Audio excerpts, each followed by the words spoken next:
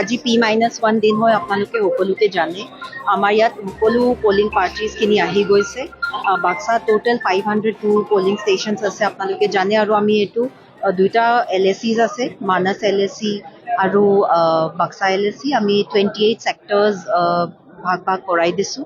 আৰু 28 ছেক্টৰ্ছত আমি 28 distribution centres আপোনালোকে চাবলৈ পাৰিছে হ'বলা। 28 ডিষ্ট্ৰিবিউশ্যন চেণ্টাৰ্ছ আমি মানে কাউণ্টাৰ্ছ আমি বনাই দিছোঁ প্ৰত্যেক LACৰ কাৰণে।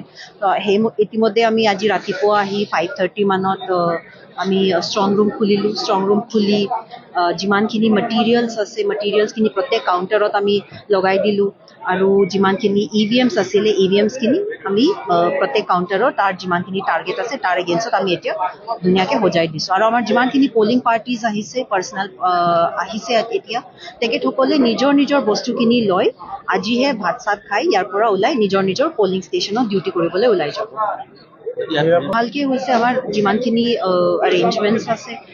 ময়ো কালি সন্ধিয়া আহি পাইছোঁ, কিন্তু মই নিজে ইমপ্ৰেছ হৈছোঁ। বহুত ভালকৈ এৰেঞ্জমেণ্টছখিনি কৰা হৈছে।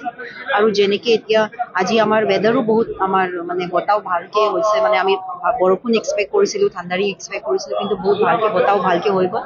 তাতে যিমানখিনি আমাৰ পলিং পাৰ্চনেল আছে, এতিয়া ইতিমধ্যে ইয়াত বহি যিমান ডকুমেণ্টেশ্যন এক্সেট্ৰা আছে, যিমানখিনি পেপাৰ কাম কৰিবলগীয়া আছে পলিং ষ্টেচনত যোৱাৰ আগে আগে, সেইখিনি কাম সুন্দৰকৈ এতিয়া কৰিব পাৰিছে।